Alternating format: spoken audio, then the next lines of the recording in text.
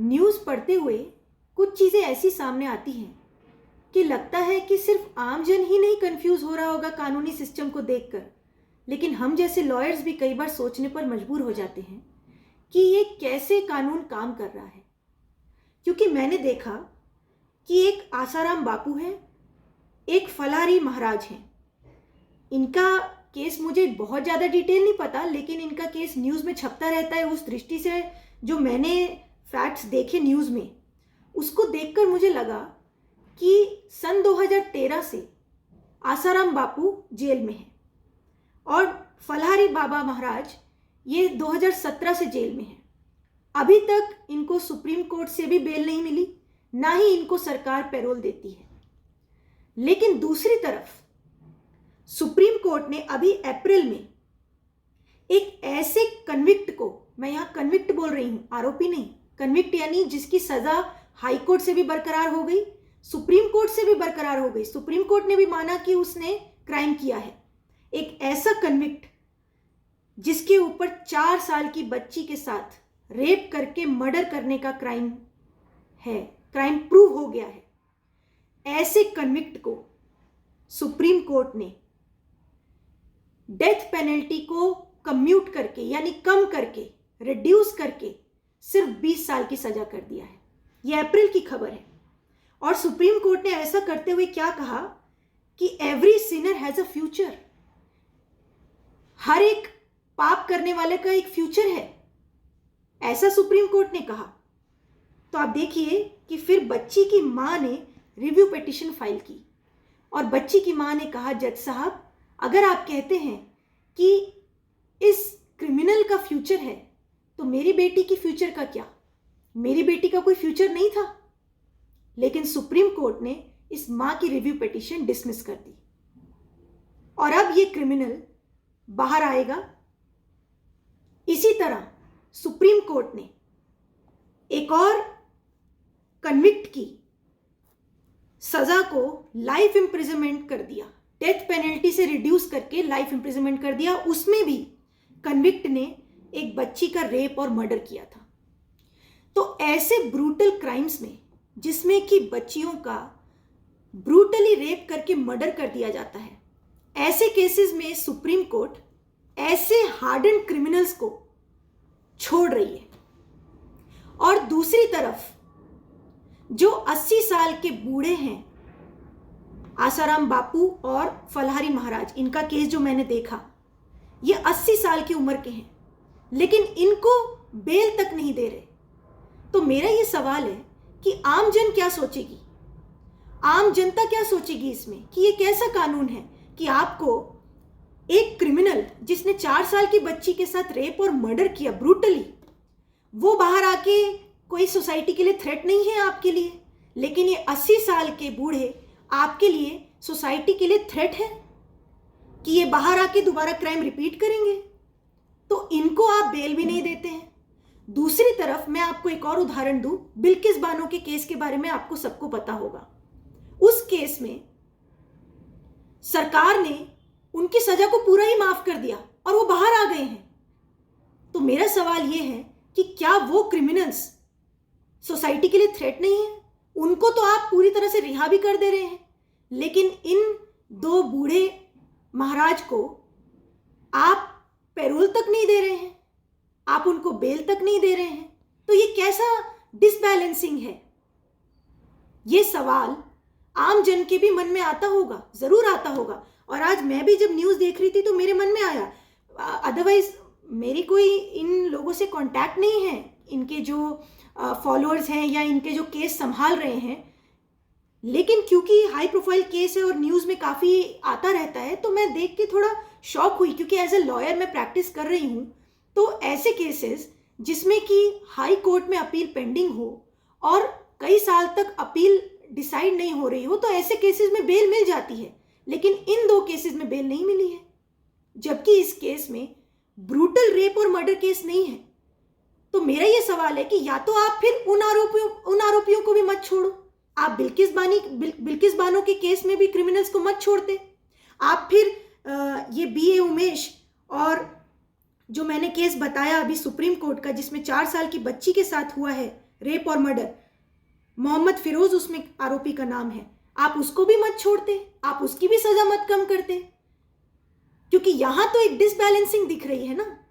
और मैं आपको एक बात बताऊं कि मैंने जो पीआई फाइल की थी सुप्रीम कोर्ट में रेप के कानूनों में बदलाव के लिए, उसमें मैंने ये बात इसीलिए उठाई थी कि जिसमें ब्रूटल रेप और मर्डर हो जाता है, ऐसे केसेस को आप सेपरेट चलाओ, ऐसे केसेस के लिए आप सेपरेट कोर्ट रखो, सेपरेट प्रोसीजर रखो, और ऐसे केसेस में बिल्कुल भी क्रिमिनल्स को छूट नहीं मिलनी चाहिए। और उसमें डेथ पेनल्टी अगर है तो डेथ पेनल्टी एग्जीक्यूट करके दिखाओ, ताकि फिर ऐसे क्राइम्स रिपीट ना हो। और सेपरेशन करना ऐसे केसेस को इसलिए भी जरूरी है क्योंकि एज ए लॉयर मैं खुद देखती हूं कि इस कानून का भी, रेप का जो कानून है, इसका भी बहुत जगह दुरुपयोग भी होता है। बहुत सारे फॉल्स केसेस भी रजिस्टर होते हैं। बहुत सारे लोग जो आज मेरी वीडियो देख रहे हैं उनमें से कुछ ऐसे भी होंगे जिनके ऊपर खुद रेप के झूठे केस दर्ज हुए। मैंने खुद ऐसे कई केसेस में क्वैशिंग करवाई है, रेप के केस में कई केसेस में डिस्चार्ज करवाया है, और ऐसे केसेस में मैंने उन इनोसेंट लोगों को सेक्शन 211 ऑफ आईपीसी में वापस केस भी करवाया है कि आप 211 का केस करो कि आपके ऊपर फॉल्स केस क्यों रजिस्टर हुआ, कैसे किया। ऐसे कंप्लेनेंट्स को जो फॉल्स केस रजिस्टर करते हैं उनको एक सबक होना चाहिए। तो सेक्शन 211 जो फॉल्स केस करने वाले के ऊपर दर्ज होता है, वैसा मैंने केस करवाया, क्योंकि ऐसे लोग जो फॉल्स केस करते हैं वो भी समाज के लिए बहुत घातक हैं। क्योंकि देखिए, फॉल्स केस करने पर जिसके ऊपर केस हुआ है फॉल्स रजिस्टर, उस केस में वो व्यक्ति इनोसेंट होता है, वो व्यक्ति असली विक्टिम होता है, उसके साथ अन्याय हो रहा है। तो सिर्फ उसके साथ ही नहीं अन्याय हो रहा, बल्कि साथ ही साथ उन सभी बच्चियों, उन सभी लड़कियों, उन सभी महिलाओं के साथ भी हो रहा है जिनके साथ निर्भया जैसा अपराध होता है, जिनके साथ क्रूरता से मर्डर किया जाता है, जिनका की ब्रूटैलिटी से रेप किया जाता है। उन सब लड़कियों, बच्चियों के लिए भी अन्याय हो जाता है, क्योंकि जितने ज्यादा फॉल्स केस रजिस्टर होंगे उससे क्या नुकसान होगा कि पहली बात कोर्ट का बर्डन बढ़ेगा, कोर्ट का बर्डन बढ़ेगा, और उस वजह से कितने ऐसे जो सच में जिनके साथ क्राइम हुआ है उनको न्याय मिलने में देरी होगी। दूसरी बात, जब फॉल्स केसेस खूब रजिस्टर होते जाएंगे तो जब कभी कोई असली विक्टिम या विक्टिम की फैमिली केस रजिस्टर करने आएगी तो उसको भी एक बार शंका की नजर से देखा जाएगा कि इसका भी फॉल्स केस होगा। तो इसीलिए मैं हमेशा से ये आवाज उठाती आई हूं कि फॉल्स केस रजिस्टर नहीं होना चाहिए। कीर्ति जी, एक सवाल ये भी है कि कई मामलों में ऐसा देखा जाता है कि झूठे मामले भी साबित होते हैं जब वो ट्रायल की स्टेज पर आते हैं, कोई लोग निर्दोष भी साबित हुए हैं, जेल में रहना पड़ता है। वो कहीं ना कहीं विक्टिम का पार्ट सिर्फ महिलाएं नहीं, पुरुष भी उसमें होते हैं। तो उसके लिए आपको क्या आपकी सजेशन थी उसमें पिटीशन? हाँ जी, बिल्कुल बिल्कुल। मेरा सजेशन देखिए, जो मैंने सारी चीजें इसमें डाली हैं और भी मैंने सजेशंस उसमें फॉल्स केसेस के लिए भी डाला है, लेकिन मैं आपको सबसे बड़ी बात अगर ये बताऊं कि जो सजेशन मैंने रेप विक्टिम्स के लिए चाहा है, टाइम बाउंड पीरियड और स्पीडी ट्रायल का, वो मुद्दा, वो सजेशन ऑटोमेटिकली उन इनोसेंट्स के लिए भी काम करेगा जिनके ऊपर फॉल्स केस रजिस्टर होते हैं। देखिए, अगर कोई रेप केस रजिस्टर होगा और इन्वेस्टिगेशन टाइम बाउंड हो जाएगी, ट्रायल भी अगर टाइम बाउंड 2-3 महीनों में हो जाएगा और अपील भी जल्दी हो जाएगी, तो आप देखिए सीधे तरीके से जो इनोसेंट लोग हैं जिनके ऊपर फॉल्स केस हुआ है उनको भी तो जल्दी न्याय मिलेगा, वो भी तो जल्दी फ्री होंगे। अदरवाइज जो फॉल्स रेप केस करते हैं, जो जिस मकसद से करते हैं, वो किस मकसद से करते हैं कि एक बार हमने केस कर दिया, एक बार हमने सामने वाली पार्टी को जो है जेल में डाल दिया, उसके बाद वो बेल पे बाहर आए, सालों तक वो केस जानबूझ के लटकाते हैं क्योंकि उनको भी पता है कि हम हार जाएंगे, ऐसे विक्टिम्स को जो झूठा केस करते हैं। तो ऐसे में उन आरोपियों को जो कि फॉल्स केस में रजिस्टर्ड हैं, जो एक्चुअली इनोसेंट हैं, उनको भी जल्दी न्याय मिलेगा और जल्दी फ्री होंगे। जब ट्रायल जल्दी होगा, अपील जल्दी होगी, तो ये जो प्रोविजन और ये जो सजेशन है, ये दोनों तरफ से फायदेमंद है, दोनों तरफ से ये बेनिफिशियल है। राइट्स है इन्हां दा जिहड़ा गलत इस्तेमाल भी हुंदा है। ਅਸੀਂ देखते हैं कि कई फीमेल्स अपने राइट्स का गलत नजायज फायदा चुकदियां। इन्हां केसेस दे विच किन्ने की एक तो इन्हां केसेस दी रेशो हुंदी है, तो इन्हां केसेस दे विच की कीता जा सकदा है? देखिए, ये बात सच है कि बहुत सारे केसेस में ऐसा आजकल न्यूज में भी आ रहा है, बहुत सारे केसेस देखती हूँ खुद। मैंने कि कई केसेस में क्वैशिंग डाली है जिसमें कि वुमेन जो है वो कानून का गलत फायदा उठा के झूठे केस कर देते हैं। तो यहाँ पर सबसे बड़ी बात समझने वाली पूरे वुमेन समाज को ये समझना चाहिए कि अगर आज हम झूठा केस करते हैं और कल को सच में हमारे साथ कोई क्राइम हो जाता है, तो आपको ये सोचना चाहिए कि हम जब कोर्ट में जाएंगे या हम पुलिस स्टेशन जाएंगे तो इतने सारे जो झूठे केसेस को देखते हुए सामने वाला जो पुलिस ऑफिसर होगा या कोर्ट होगी वो पहली नजर में आपको एक शंका की नजर से देखेंगे। जब मान लो 100 में से 90 केसेस झूठे हैं तो 91 अगर मानना भी होगा तो उसको एक शंका की नजर से देखा जाएगा। इसीलिए अगर आप इतने ज्यादा झूठे केसेस करते जाएंगे तो जो सच में अगर कभी किसी के साथ क्राइम हुआ तो वो क्या करेगी, वो लड़की या वो वुमेन क्या करेगी, तो उसको कितना कुछ झेलना पड़ेगा। पहले ये देखना पड़ेगा कि उसको किसी शंका की नजर से देखा जा रहा है, फिर उसके बाद से ट्रायल कोर्ट में जब ट्रायल चलेगा तो उसको यहाँ से सब हैंडल करना पड़ेगा। और इतने सारे जो झूठे केसेस जब कोर्ट तक पहुंचते हैं तो ये भी समझना बहुत जरूरी है कि कोर्ट का बर्डन कितना बढ़ता है।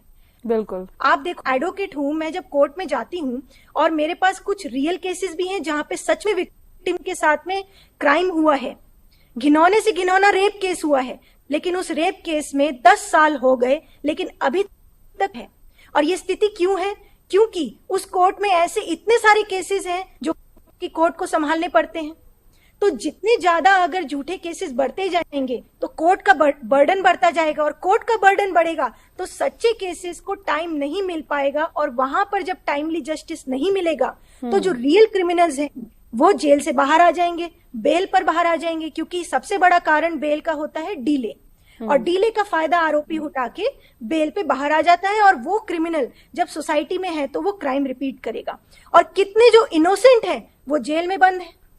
तो ये जो डिसबैलेंस हो रहा है वो इसीलिए हो रहा है क्योंकि सारी वुमेन जो हैं वो फॉल्स केस करती हैं।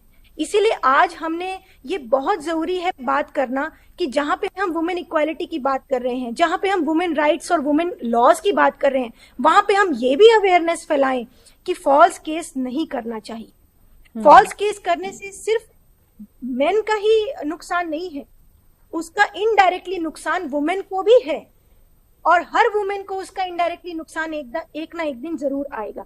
इसीलिए ये फॉल्स केसेस नहीं करने चाहिए। तो इसीलिए मैं हमेशा से ये आवाज उठाती आई हूं कि फॉल्स केस रजिस्टर नहीं होना चाहिए। इसीलिए मैंने जब कुछ केसेस में रेप केसेस क्वैश करवाए तो उसमें मैंने जो आरोपी बरी हुआ उससे 211 का केस भी करवाया कि ऐसे लोगों को सबक दो कि वो फॉल्स केस ना करें। तो समाज में ये बहुत जरूरी है कि हमें ये समझना कि कानून का सिस्टम जो है वो चेंज होना चाहिए। इसीलिए मैंने ये अपनी जो पीएल डाली थी सुप्रीम कोर्ट में रेप के कानूनों में बदलाव के लिए, उसके बाद से मैंने सरकार को भी रिप्रेजेंटेशन भेजी। तो मेरा उसमें फोकस सबसे ज्यादा ये था कि आप ऐसे केसेस को जिसमें कि ब्रूटल रेप और मर्डर हो जाता है उसको आप सेपरेट कर दो, क्योंकि आप देखो कि फॉल्स केस करने की संभावना सबसे ज्यादा किन केसेस में होगी? उन केसेस में जिसमें कि विक्टिम के ऊपर कोई इंजरी नहीं आई या विक्टिम का मर्डर नहीं हुआ। संभावना मतलब प्रोबेबिलिटी किस में ज्यादा होगी?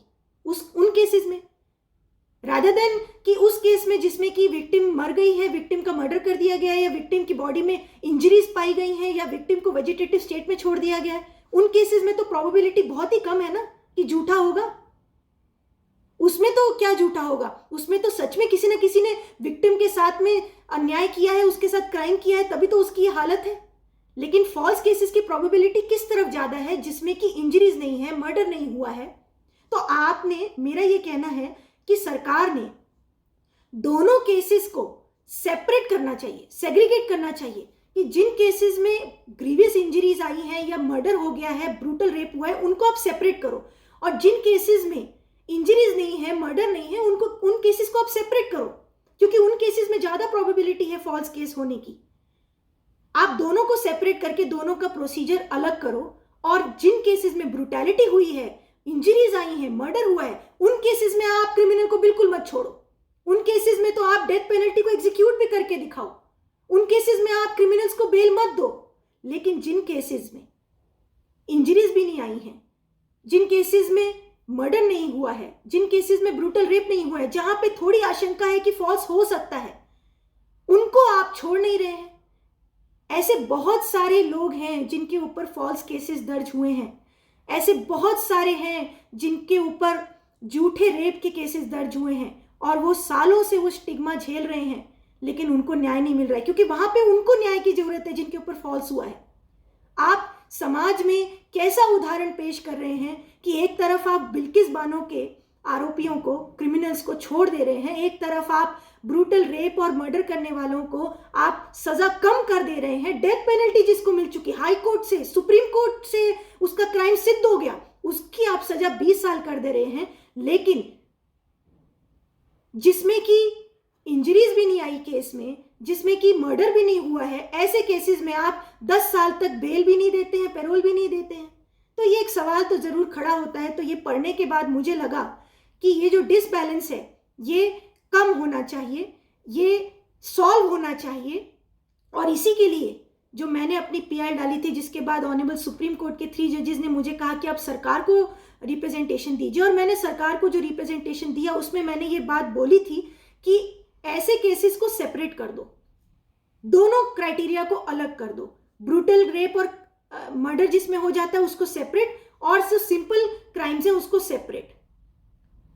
तो ये चीज मैं चाहती हूं कि सरकार इस पर गौर करे, और हम सब लोग भी अगर इस चीज को ठीक से समझें तो जरूर इस पर हम बात करें। इस पर बात करनी बहुत जरूरी है और सरकार ने इस पर कदम उठाना बहुत जरूरी है।